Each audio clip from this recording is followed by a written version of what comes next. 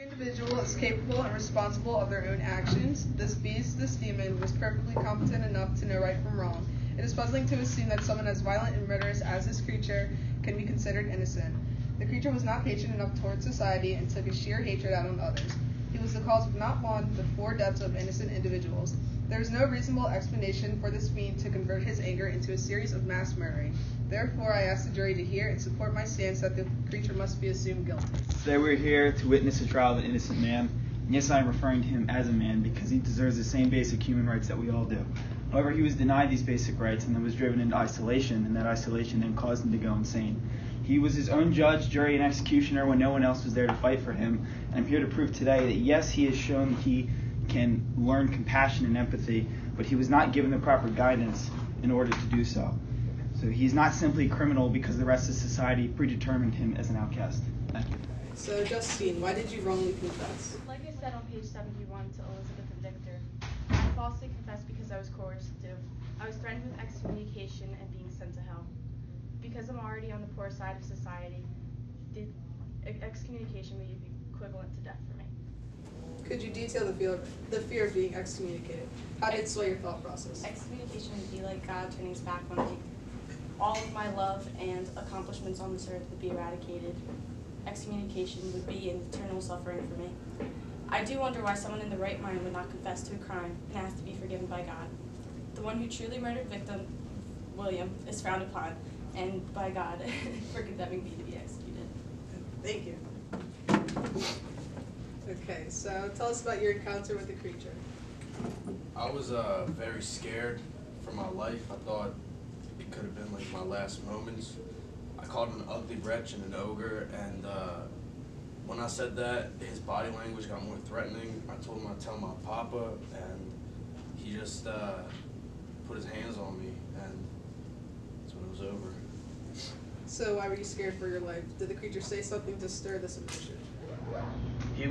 He came up to me, and he was just like, he was very scary. He was standing over me, and I thought I'd lose my life.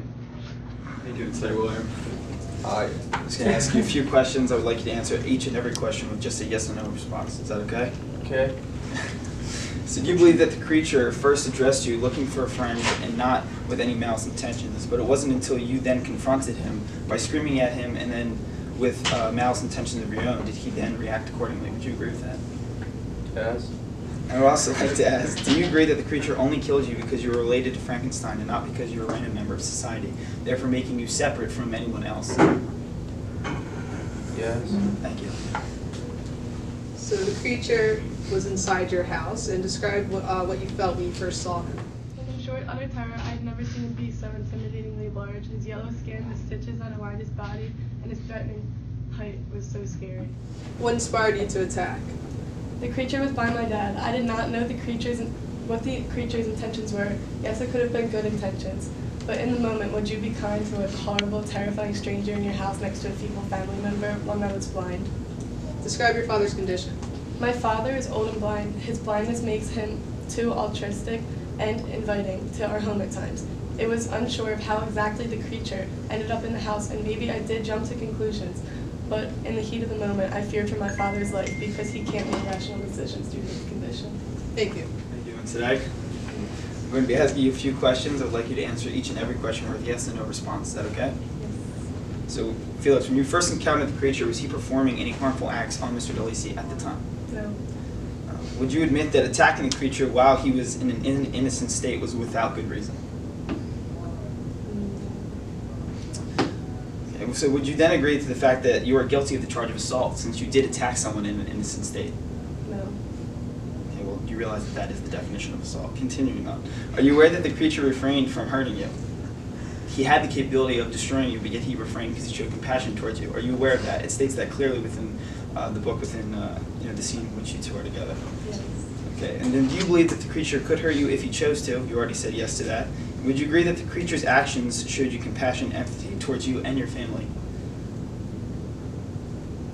I'll take that hesitation as a yes. And are you regretful of your premature actions on a being that showed you the utmost kindness by giving you the gift of life when he could so easily take it away? Well, it was self-defense. but he was doing nothing harmful at the But time. he was in my I rest my case.